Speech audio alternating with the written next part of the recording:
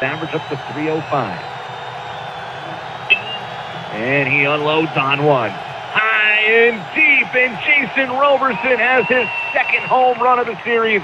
A two-run blast, and Bakersfield leads it 3-1. My name is Cameron Roberson. I've played football for as long as I can remember, since I was 6 years old. I went to Garces Memorial High School, and I then went to Bakersfield College. And then from Bakersfield College, I then went to the University of Massachusetts, where I graduated with a degree in the Bachelor's of Communications. So my name is Jacen Roberson. I'm a baseball player at Cal State Bakersfield, but we both came from Garces Memorial High School. Born and raised in Bakersfield, but we also played football, basketball, just everything we could imagine. Yeah, so like I said, we were born and raised. We went through Garces. I got a scholarship and now play at Cal State Bakersfield. I'm a junior there, going to be a senior. And my aspirations are to be a professional baseball player, and hopefully we get to pursue that here in the near future. So yeah. We connected with We Are G.A.M.E, I believe, my freshman year in high school, his 8th grade year in high school. Kevin Keys, who's been a mentor of us since my mom was a kid, she was connected with his family. And so he always watched over my mom. And then when she had kids, watched over us. He connected us with Alan and Joyce, and how that all came about is, they were starting up We Are G.A.M.E and everything, and they came to one of my football games, and after the game we talked to them a little bit, and really just told us what We Are G.A.M.E was about, getting athletes mentoring and education, the whole pitch and everything. And right about after he finished, of course, we were skeptical, like, this sounds all, too good to be true. Like, how much do we owe you? And they said it was free. It was free, and it's the most genuine thing, that it comes straight from their hearts. And so that's kind of how we connected with We Are G.A.M.E at a younger age, and from then on, we've been with him ever since. It brought us into a light that's something that we weren't used to. So when we went, we were so young that going into there, we met guys that were, 19, 20, 21 guys that were ended their high school careers or into their college careers. Yeah, some entering or ending their college careers. So they were a lot older than us, adults. And like I said, we were kids. So we weren't having it from day one, from moment one, we weren't having it. And so when we got up there, we just like talking to these older people, trying to fit in, just laughing and trying to enjoy ourselves. But we really couldn't because we were so young. Like we didn't belong there. But it happened real fast for us. I feel like the moment we got there, and the conversation started understanding, it felt like we were their age. Like they didn't see us as just the little kids that, shouldn't belong there. They saw us just like everyone saw them. We all belong there for a reason. We are there for a reason. And Alan and Joyce, they brought us there for a reason, for the moment of now where we actually can incorporate the things that we learned over there as far as finances and real estate, and just setting up a backup plan other than sports, and how to handle yourself on social media and handle yourself just in the public, in the public eye, because let's believe it or not, like, people see athletes in a different light than, just average people walking the streets. So we had to figure out a way to handle ourselves, and that camp was perfect for us in that moment. So yeah. Right after my senior year of high school, football was done for me. Like, in my head, I didn't want to play anymore. And so I went through, basketball and track and stuff with, I had aspirations to go run track at Cal State Bakersfield. And so I ended up picking up 2 late football offers from Montana State and from Weber State. And they were for defense, and at that time I think I really despised football because of defense. I didn't really get a chance to play offense, which I grew up playing my whole life. And so I really despised football, I despised defense, and it was a 4-year for defense. And so I was really hesitant on making that decision. Talking to Alan and Joyce, I think the biggest advice they gave me is, look, junior college, when us wanting to go D1, you look at junior college as like a kind of a demotion almost. Like, everyone's thinking scholarship, D1, Power 5 school, all this stuff you see on TV, that's what we imagine. And so when you go to junior college, you think you're a failure, but that's not how it is. Alan and Joy sat me down. They said, look, if you go to the junior college route, you're able to try out offense again. So totally switch my position back to where I feel like I should have been playing the whole time.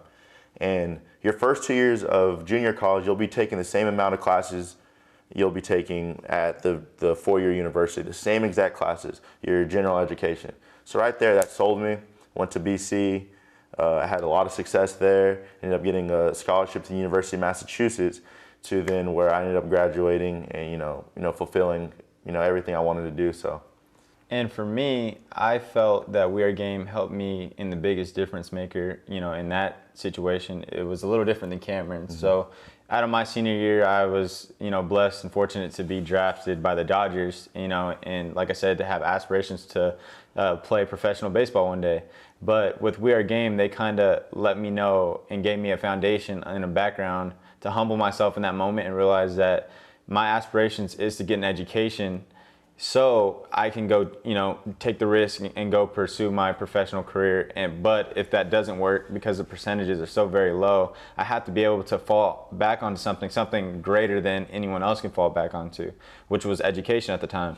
And I'm a, business savvy at heart. Like I love about, finances and real estate, anything I can do, to help increase my, I don't know how I would word it, but help increase my value in life. Yeah. And so I thought, okay, well, you know what? I do need to set a foundation for myself. But going out and just with a high school diploma and, chasing that aspiration to be a professional athlete, if that all fails, I end with back to square one, a high school diploma. I knew that if I chase baseball for a couple years through college, I will get just a little bit more information, with the college and business management and just a few classes that I wouldn't be able to take if I was in high school. So I chose that route. I chose college instead of, aspirations of playing professional baseball at the time. And 3 years later, I got a little bit more knowledge. I'm a little bit more business savvy. I'm a little bit more, mentally strong. And now I feel like chasing professional baseball feels a little bit more reasonable now that I have something to fall back onto. Of course, I don't have my degree like he does yet, but I'm pretty close, and I feel like, I will finish it one day. So I do definitely have that plan B set up, so just in case baseball doesn't work out. Right. Mm-hmm.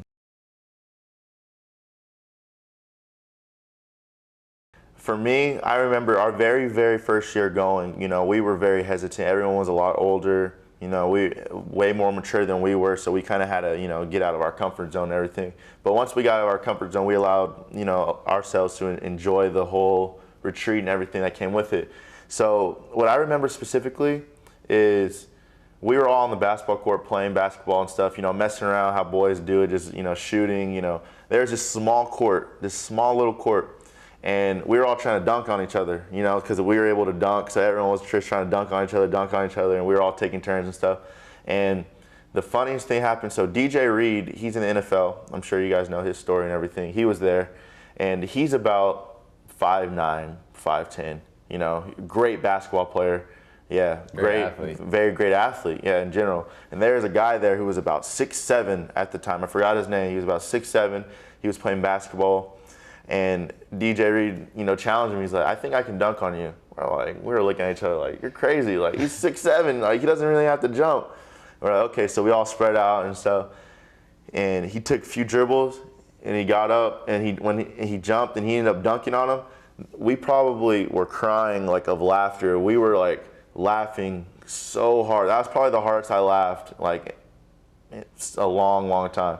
We were crying. We were laughing so hard because little old 5'10" DJ Reed dunked on a 6'7" kid easily. And I think right there, as much laughter and as much fun we had right there, that just sums up everything about the retreat and everything. And, to piggyback off what he said, there's story. We can go on and on about stories about memories and just funny stuff that happened, every year after that. But it just goes to show you that just in the 2 days, a day or two of a retreat, how close of a family we became with all these athletes from basketball, baseball, track, football, or not even athletes, just, people that wanted to get a little bit more knowledge and whatever it was they're teaching us. It just, we got that little family vibe off of us being there for those 2 days, and it felt like hey, you know, like these are going to be the outlets that we can reach out to in years to come. Like these are the people that we're going to be leaning on, you know, for whether it's he wants to travel his own way or I go my own way. I'll know someone, hey, you're working there, or Cam, you know, he's working at that place. Like we all have all these connections everywhere, and it feels like that family is never going to go away. So I feel like We Are Game definitely gave us a family outside of family, which is pretty cool. Right. I recommend jumping at the opportunity. You know, with what they've set up and everything that, what their intentions are the most genuine intentions known to man. They're helping athletes get mentoring and education for free, not costing you a dime. You know, to learn the business side of sports, to help you take it up a notch when it comes to academics, how to manage your time, how to manage your money, all this stuff, how to manage yourself on social media, like he talked about, all this stuff that you need to know, you know, for the future, for now. It's coming a lot faster than you think. And so I would recommend people to jump at the opportunity to join such a, you know, well-known program. I'd say, you know, just being open-minded, like, yeah, you soak know, up like, everything you can. Soak up everything you can, and be able to, you know, soak up all that stuff and kick it out to a bunch of other people that need it. You know, like we were so young when we learned all this information that it felt like it wasn't, you know, reasonable for us to learn it. But as we talked about, as we grew up, it was exactly what we needed to learn. And I feel like, you know, whoever's teaching it or whoever's being taught, this information is going to be useful in their life some point in time, that they just have to understand, whether you're learning that at 14 years old or whether you're learning that at 34 years old. Anybody can use this information because it's super helpful, whether it's for yourself or for someone you know. Information is knowledge, and knowledge is power. So that, as long as you keep soaking that stuff up and are able to, you know, teach that and help other people, like that would be the biggest advice I'd give. That not only did that camp like open our minds towards these different aspects of, you know, sports and business and everything, it matured us a lot. Like it matured us beyond our years. You know, we were still very young. We were like the youngest that they've taken in, you know, when we first went in, and that we were really kind of an experiment, they say, to see if they can handle younger athletes, you know, and that matured us. And then when we went back to, you know, high school and stuff, we told our friends this different stuff, you know, to do. And you know, so it felt really good to, you know, distribute out what we were learning and not taking it for granted. I would request to have the retreats a little bit longer. And it's funny because like I said, starting off when we were so young, we didn't want no part of the retreat. A day was a day too long for us. But, you know, with us, you know, being able to interact with these kids from all over, like it felt like it happened in a snap of a finger. Like it was so fast that I wish that, you know, us just having a voice, and we still have the, you know, the voice to maybe push this message, but obviously we're busy now. Yeah. But while we're going through those camps and while kids are going through it now, like I wish that we can push a little bit, like maybe an extra 2 days, 3 days for this retreat to be extended a little bit further, so you can get a little bit more, you know, relationships through each individual there. Right. Even the mentees or the kids being taught, like, you know, just information that you can get from one-on-one. You know, you don't really have much time for that over there, but if you can just extend it for another day or two, I mean, that'd be amazing. Yeah. So yeah. Other than, you know, the camps being extended, you always can look back, you know, and say, oh, I wish I did this, or I wish I made this decision. You know, I find myself, you know, reminiscing on different football games or different decisions I made going into the game, where, man, if I would have done this, we could have done this, and, you know, if I would have went here.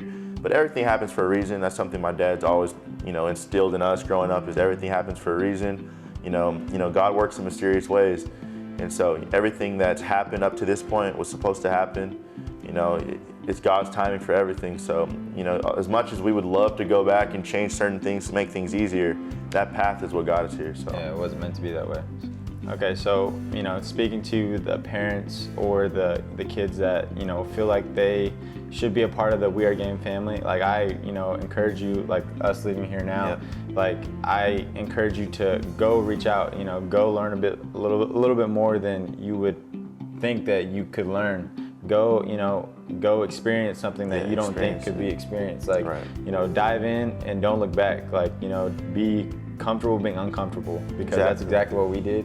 And you know, I really hope that, you know, just us speaking here gives you the motivation to tell your son, tell your daughter, or yourselves, you know, be a part of something like this, because you'll never get it back, like, and you'll never regret it. Like it's amazing. So yeah, that's what I'd say. What he said, be comfortable being uncomfortable. I can't tell you how much that's been, you know, put into us from our parents, you know, from our high school coaches. You know, they always say, be comfortable being uncomfortable. And once you learn that ability to be comfortable, you know, being uncomfortable, that makes everything so much easier. You're like, on the other side of being uncomfortable is a great journey and a great experience, you know, waiting for you.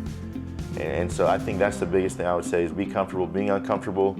As student athletes, you're gonna be going through growing pains, you know, mentally and physically, you know, whether you want to continue to do the sport or not. And I think We Are G.A.M.E, they put in the perfect amount of information and support and to keep pushing you towards where you want to go. So thank you guys for having us. Appreciate it.